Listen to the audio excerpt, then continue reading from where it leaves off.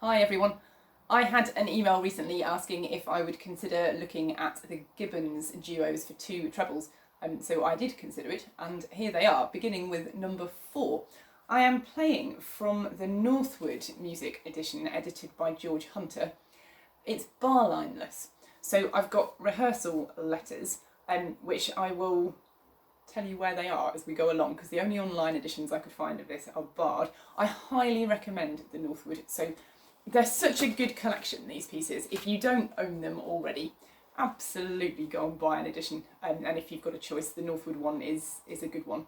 We're going to look at the top part of the two, and it goes something like this.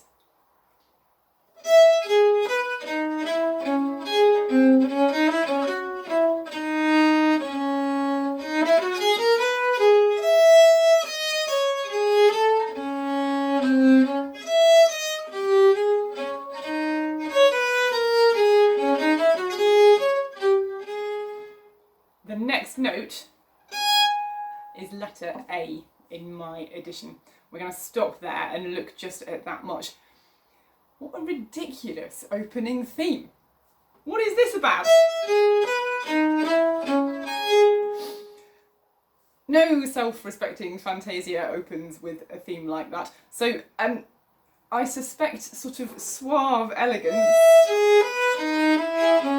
is probably not what we've got in mind here. So I've gone for something a bit short, just accenting the hopping mad nature of it. But then it's nice to make something of that, I think. Fingering is okay, isn't it, so far? Bowing is okay too. Start at the tip, start on a forward bow, start in half position.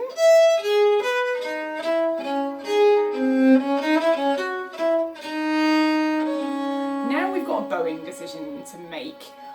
I think it's a bit of a shame if all of these quavers are backwards, and a shame if the top F comes back too. So what I'm going to do after the long low D is tuck the first quaver in on another back bow. The top F comes forward.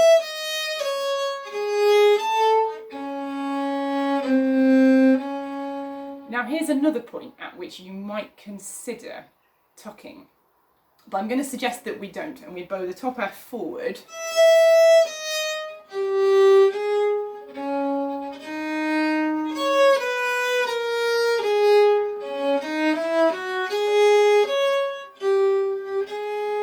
Because in the long run, I think it works out quite nicely. So that's my suggestion. After the low D, where the quavers are,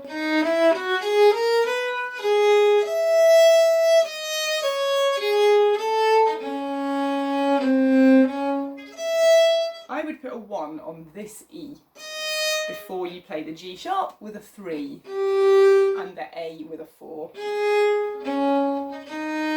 And the top D with a 4, and then either in half position or just reaching back for the F natural, whichever you prefer. And I think I'd play this D with a 4 on an adjacent string to the G sharp and finish it potentially with a 4 because it's the end of a phrase, but then we're going to regret that shortly. So we'll finish it on an open string, but a not very excitable open string. That's just before letter A. Shall we play that from the top? Let's not go too quick. There's an awful lot of... It's such an angular thing, isn't it? We'll go not too quick. I'll count you 2 minims in. Lots to think about. So 1 and 2 and...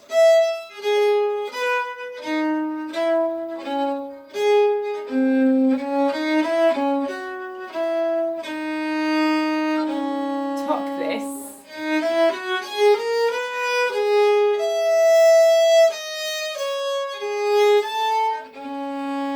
Bow this through. 1.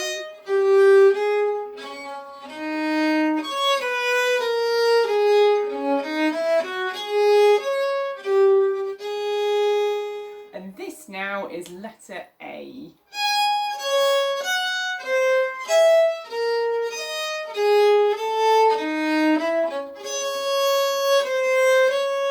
That's enough of that for a second. So we are conveniently on a forward bow, aren't we? Right at the tip, near the bridge. Yeah, top string, top fret of the top string.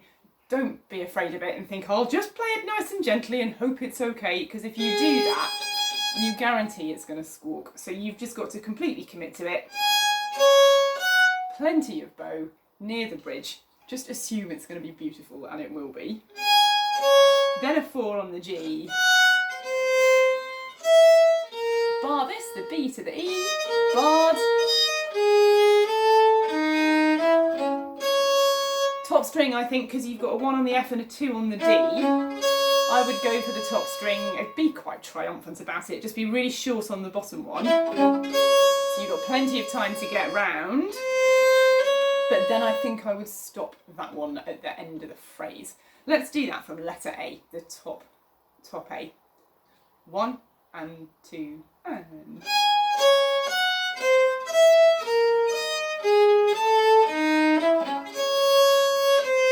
Gonna go on.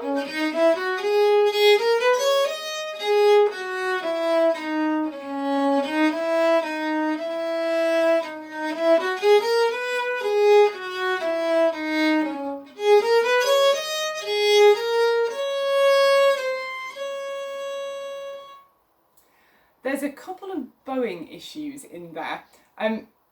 Mainly that everything is backwards, but then you correct it and everything is still backwards. So I'm looking from where we stopped on the top D just after letter A. The first set of quavers come backwards, but the second set consequently come the right way round.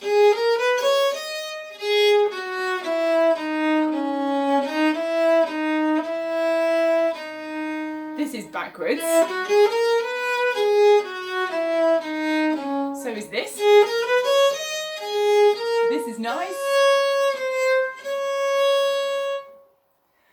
If the quavers being backwards bother you very much, I think there's a limit to how many places you can correct it without really interfering with the line. So one possibility, the very first set of quavers, they come backwards. This set are correct. I know people who would tuck here, and I'm not a fan of that. I like the cadence to be smooth, and I think you interfere if you tuck for the sake of getting these the right way round. So I don't like that as a solution. I can't find anywhere before that to correct. So for now, I'm going to bow that set backwards. Now either bow the next set backwards and live with it for the sake of getting this to come out nicely, or the other possibility would be just before that last set of quavers, there's a scale downwards that finishes on a bottom D. It would be possible to put another forward bow here. But then the disadvantage of that is that this tiny little crotchet comes out on a strong bow. So I've tried all available possibilities in there and decided that actually what I'm going to do is bow it through and just not bother sort of hiccuping and correcting in the middle. Live with the fact that a few runs of quavers come backwards, but go for the joy of that cadence being the right way round at the end. Let's play again from letter A and just see what you think to that system of bowing straight through and living with a few things being backwards. 1 and 2 and...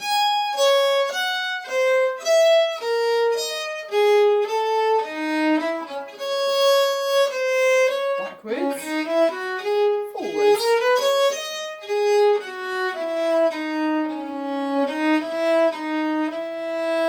Backwards. Backwards. Nice. I think it's possible to shape it nicely that way. as I say, if it bothers you, I think the place to tuck is just to sort the last run of quavers out on a new forward bow. But in reality, I don't think I would bother. I think stylistically in here, we've got obviously our theme that we decided to play in a perky manner at the beginning, but then in the middle of that section, we've got a few crotchets that move much more stepwise. So we might take the opportunity to just make the difference. And then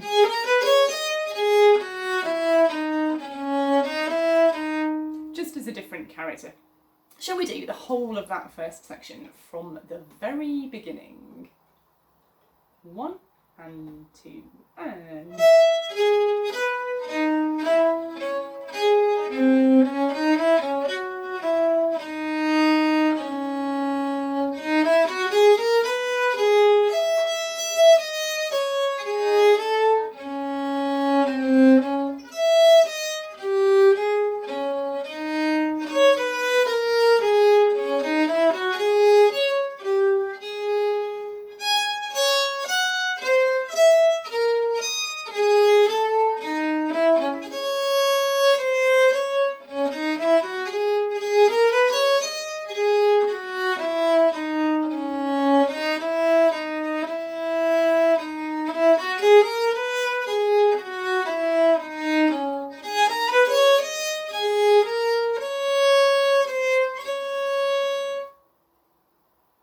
It's such a joyful, sprightly piece, isn't it? Let's go on. Next section.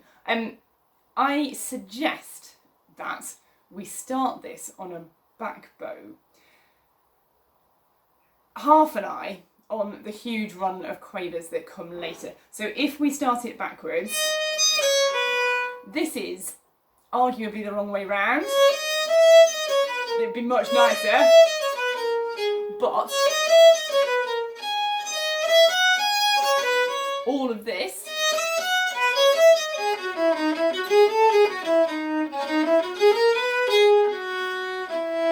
the longest run of quavers, the majority section in there, comes out the right way round. So I would start this on a back bow. You don't need the whole lot, sort of halfway down, 2/3 of the way along even, and your aim is to get to the tip with a really speedy bow stroke.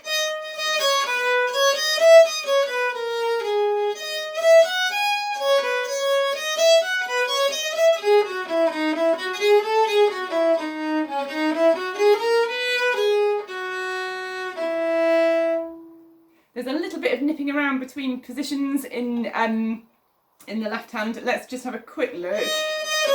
First position. I like those crotchets to fall away from each other. That's nothing to do with bowing or fingering, that's just a phrasing thought. Still in first position. Diatonic fingering to get you up to the top A. You might stop the second D in there to stop the windmilling effect, but I think it's such a joyful, bright character, I kind of don't mind the repeated open top string.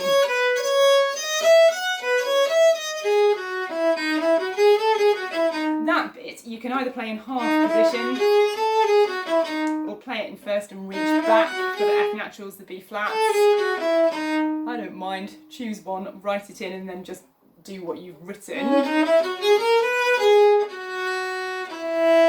And there we are, and that is letter C. Not on that F, but on the next rest. The next minim rest is letter C. I didn't tell you where letter B was, did I? It's on the beginning of the second section. So we don't play anything for a bit at letter B. We're going to go from where we start in the second section on a back bow and just play the whole of that section up to letter C. 1, 2...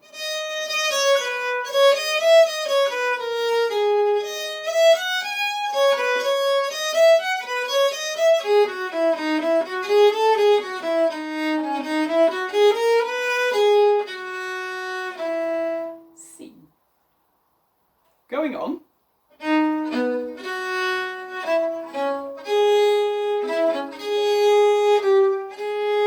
And stopping just there for a minute. So this bit, I think it's quite nice if this has, and it's got to be short, but I like it to be very much lighter and much less exuberant, if you like, than the beginning, which I think you just go for it at the beginning. But here, how about we're just a bit smaller and less excitable? I'm at the tip of the bow,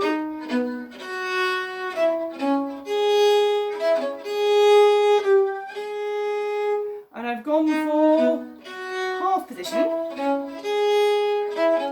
open A string, but then a stopped A for the final one. So I'm going for lots of string crossing because I like having all of those notes on different strings. It would be possible to stop some of those, but I think part of the feature of the writing is that if they're on different strings, you get this kind of extra resonance, and I think we should go for that rather than trying to reduce for string cross. So here, just be nippy in the string crossing. Let's play that from letter C, and then we'll go on. Letter C starts with a rest and rest.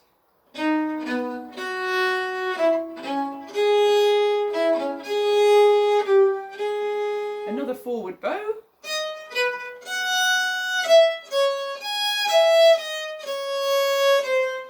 And then this is letter D, starting on that run of quavers. So just before letter D,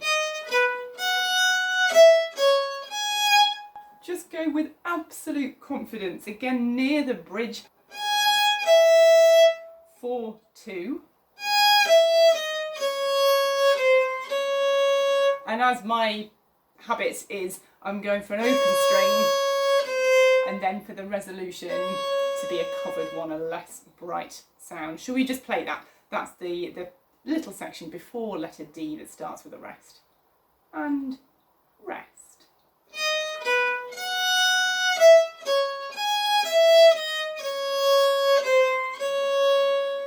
Now I would put another forward bow to start the quavers that are at D.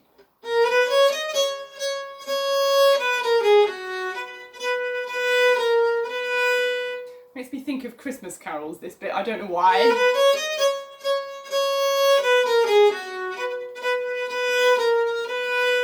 Or a Holborn Almain, or just something so completely different to what we had at the beginning. You want to be nearish to the tip for the quavers. And I think it calls for just a slightly lifted, elegant, short, but not massively exuberant character again. I would chordal finger this so there's a 3 on the C. And then I would tuck this next crotchet in another back bow.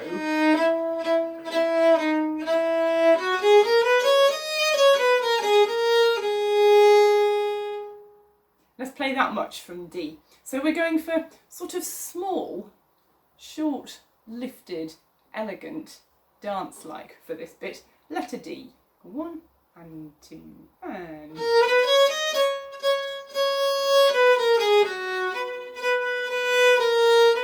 Another back.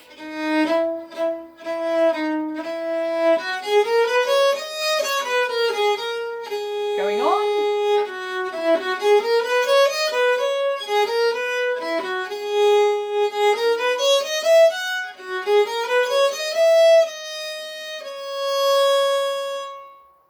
And it just bows out, I think. So from where we stopped before, we stopped on that long dotted minim A. The next note comes out on a back bow, puts your quavers nicely the right way round. I would stop that D, I think. These are backwards, but then these.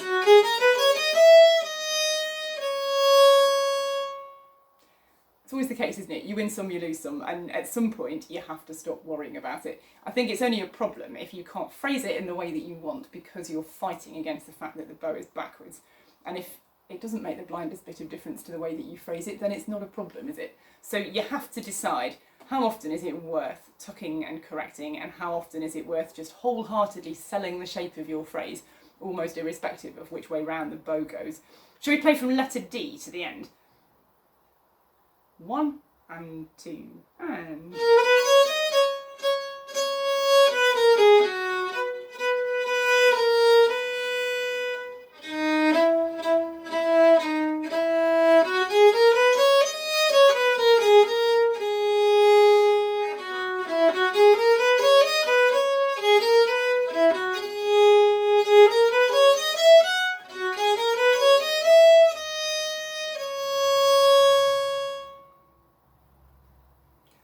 And the whole of that second section then.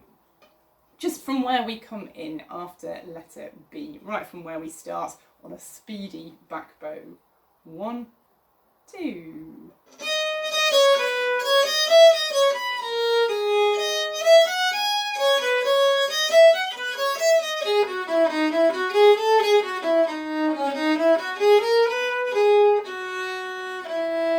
See?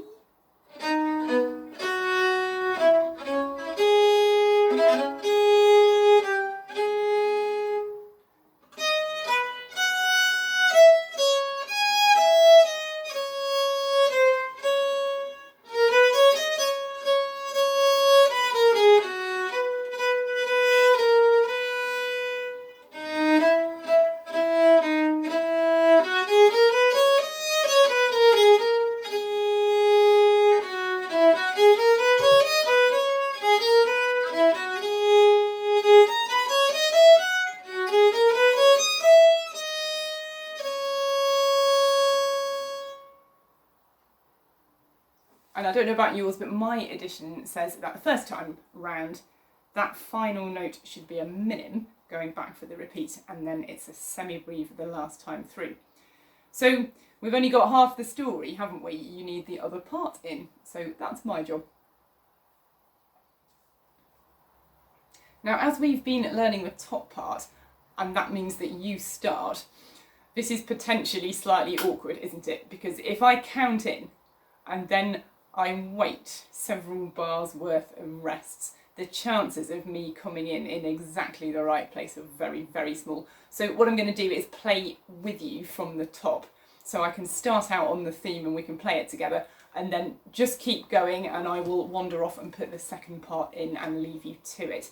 Let's go at a nice sensible speed from the top after 2, both repeats.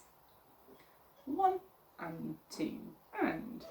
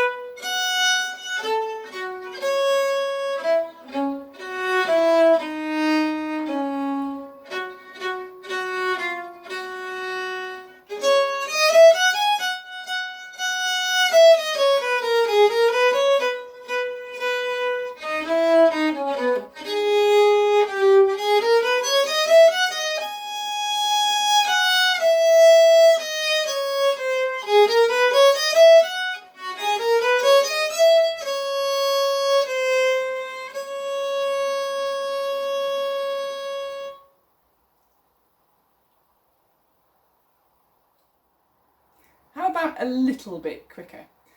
Just for things like letter D.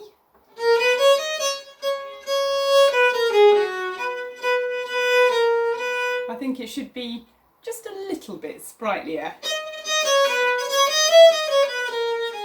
So you really feel the min impulse and not the 1 and 2 and. Shall we try it? I'll do the same as I did before. I'll count you in and then I'll start the theme off with you and then I'll move on to part 2 and we'll do both repeats again. 1, 2.